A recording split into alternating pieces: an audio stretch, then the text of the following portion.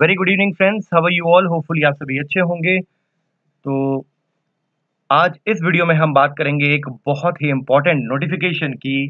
जी हाँ, एक central government की बहुत ही, आप कह सकते हैं, मिड लेवल में। It's very satisfying job you can say in ESIC। तो आप ये www.esic.nic.in पर जब जाएंगे, यहाँ रिक्रूटमेंट पे यू हैव टू क्लिक। और जब आप रिक्रूटमेंट पे जाएंगे तो आपको ऐसे स्टेट वाइज, ठीक है, ये आप देख लीजिए, यहाँ पे रिक्रूटमेंट पे जाएंगे तो this page will open ESIC headquarters New Delhi और detail advertisement for recruitment to the post of UDC, that is upper division clerk and stenographer for Andhra. ठीक है, अल्फाबेटिकल दिया है इन्होंने, बिहार, देन हियर छत्तीसगढ़, दिल्ली। ठीक है, ये alphabetically Goa, Gujarat, Haryana, Himachal, Jammu, north east, Kerala, Maharashtra. ठीक है, तो कोई भी एक हम देख लेते हैं इस रिक्रूटमेंट की खासियत। तो सपोज करिए हमने ये क्लिक कर दिया और ये एक स्टेट का, यहाँ पर ये महाराष्ट्र का खुल गया।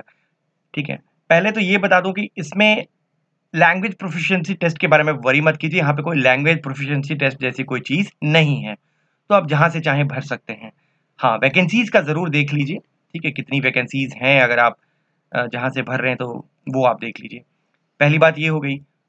दूसरी बात ये हो गई कि यहाँ पर क्लियरली लिखा है कि this post is suitable for, देखिए, blindness, low vision, deaf, hard of hearing, locomotor disability, इनके लिए भी ये पोस्ट जो है वो सूटेबल है।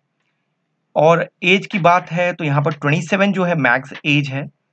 तो दे हैव गिवन दैट, वो बाद में हम देखेंगे। हाँ, यहाँ पर एक्स सर्विसमैन जो है उनके लिए भी 34 पोस्ट हैं UDC में, और स्टेनोग्राफर में 2 पोस्ट हैं। आइए देखते हैं सिलसिलेवार तरीके से एक एक चीज इसमें। अगर पे कमीशन, ये देखिए सेंट्रल गवर्नमेंट की जॉब है तो इसमें they will be govern, you will be govern by central pay commission, that is CPC, and this is at level 4 of pay matrix. तो इसमें एंट्री पे जो है 25,500 होगी आपकी। ठीक है, तो 25,500 पे आज की डेट में 12% DA भी जोड़ लीजिए आप। ठीक है, और उसके साथ you have to add the HRA also, transport allowance also. तो मिनिमम आप मान लीजिए, सिटीज पे डिपेंड है वैसे, लेकिन आपको अराउंड एक 30,000 टाइप आपको जो पेमेंट है यू विल गेट। ठीक है, अब स्टेनोग्राफर के लिए रिक्वायरमेंट है higher secondary pass, 12th standard, speed of 80 words in stenography and working knowledge of computer including office suites and databases. UDC के लिए यहाँ पर डिग्री यानी ग्रेजुएशन होनी रिक्वायर्ड है। कितने भी परसेंटेज आप पास होने चाहिए graduation, you are eligible for this post. And working knowledge of computer including use of office suites and databases, ये आपका जो टायर 1, टायर 2, टायर 3 होगा उसमें ये टेस्ट होगा, that will be a test of PowerPoint, word and Excel. ठीक है, हो गया ये। नेशनलिटी तो ये तो ठीक है। हाँ, यहाँ पे देखिए ये years age on the closing date, that is 15 को ये एडवर्टीजमेंट क्लोज हो रही है 15 अप्रैल को। तो you should not be more than 27 years of age, मतलब कि you should not be born before, I think, April 16 April 1992। ठीक है, 8 एंड 8, हाँ, 16 अप्रैल 1992 से आप पहले बॉर्न नहीं होना चाहिए, तो ये आप एलिजिबल हैं। लेकिन अगर आप कैटेगरी के हैं तो 5 ईयर्स जोड़ लीजिए, OBC 3 ईयर्स, PH को जो है UR में 10 years, OBC 13 years, SC/ST 15 years. Ex serviceman जो है आपको पता ही है, वो डिडक्ट कर लीजिए। अगर आपने 15 ईयर्स सर्विस करी है तो वो डिडक्ट कर लीजिए, तब आपकी एज निकल जाएगी। ठीक है, जो कैटेगरी है आपकी।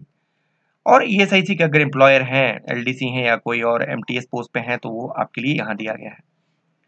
ठीक है, अब यहाँ पे क्लियरली लिखा है कि closing date of online application that is 15th April will be a crucial date for determining everything eligibility as far as age is concern. ठीक है, हाँ, ये चीजें आप ध्यान से रखिए। फोटोग्राफ, सिग्नेचर, ब्लैकिंग, ठीक है, ध्यान से रखिएगा। यहाँ पे गलती हो जाती है, फिर बाद में आप पूछते हैं कि क्या होगा, मैंने ये गलती कर दी। थंब इंप्रेशन, जहां पर थंब इंप्रेशन वहां थंब दीजिएगा, जहां सिग्नेचर है सिग्नेचर दीजिएगा।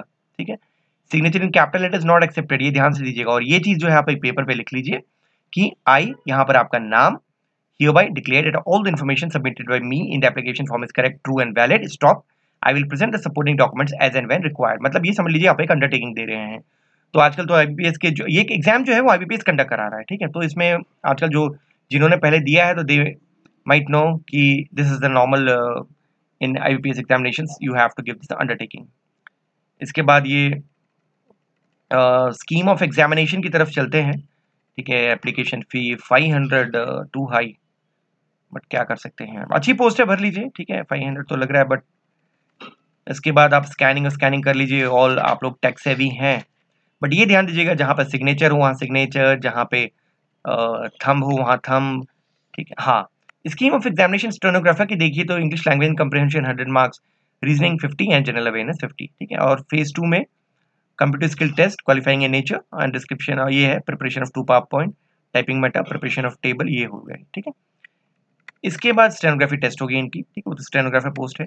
बात करते हैं अपर डिवीजन क्लर्क की, तो इसमें देखिए जो प्रीलिमिनरी एग्जामिनेशन होगा 15 अप्रैल तक तो एग्जाम आप ये अप्लाई कर सकते हैं, तो आप ये मान के चलिए उसके बाद 10-15 डेज दे दीजिए, तो अप्रैल निकल गया और उसके बाद फिर एडमिट कार्ड आएंगे, तो आप ये मान के चलिए सेकेंड वीक ऑफ मई में आपका एग्जामिनेशन होने की चांसेस बहुत ज्यादा हैं। तो इसमें प्रीलिमिनरी एग्जामिनेशन जो जस्ट क्वालिफाइंग इन नेचर, मतलब this the marks which you will obtain in preliminary examination will not be counted in merit. यहाँ पे देखिए जनरल इंटेलिजेंस एंड रीजनिंग, यहाँ पे जनरल अवेयरनेस, क्वांटिटी एप्टीट्यूड और इंग्लिश कंप्रीहेंशन, ठीक है। नंबर ऑफ क्वेश्चन 25, 50, 50, 50, मतलब each question comprises of 2 marks. यहाँ पे 1 आवर है। यहाँ पर कहीं सॉरी इन्होंने सेक्शनल कट ऑफ तो दिया नहीं टाइमिंग का, तो ऐसा लगता है कि 1 आवर में आप ये कोई भी सेक्शन स्विच ओवर कर सकते हैं। नेगेटिव मार्किंग 1/4 सेम, तो अगर मान लीजिए ये 2 मार्क्स का है तो 0.5 यहाँ पे नेगेटिव मार्किंग होगी, और यहाँ पे 1/10, ठीक है। तो वैकेंसी जितनी होगी जिस कैटेगरी में उसके 10 वो सिलेक्ट करेंगे। अगर मेन एग्जामिनेशन की बात करें तो सेम है, बट यहाँ पे मार्क्स अब क्वेश्चन नंबर्स बढ़ गए हैं और टाइम भी यहाँ पे 2 आवर्स हो गया है। और इसके बाद जो फाइनल सिलेक्शन है वो 1/5, मतलब जितने मान लीजिए 34 है एक्सेसमेंट की तो 170 दिल कॉल, ठीक है।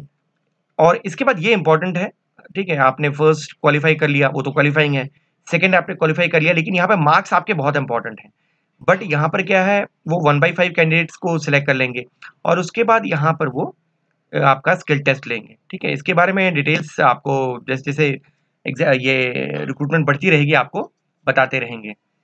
और इसके ये जो है ये क्वालिफाइंग है, ठीक है, यहाँ पे लिखा भी है qualifying marks in phase 1, phase 2 में तो आपके मार्क्स काउंट होंगे, and phase 3 computer skill test जो है वो। और हाँ, क्वालिफाइंग मार्क्स कितने होंगे, तो देखिए अभी एसएसओ का एग्जामिनेशन हुआ है लेटेस्ट में, तो उसमें जनरल के लिए उन्होंने 45% रखा था और ओबीसी के लिए शायद 40 और बाकी के लिए 35, ठीक है। ये एसएसओ के लिए रखा था, तो हो सकता है इसमें ही ऐसे ही रखे। और थर्ड फेज में भी इतने वरी करने की बात नहीं है।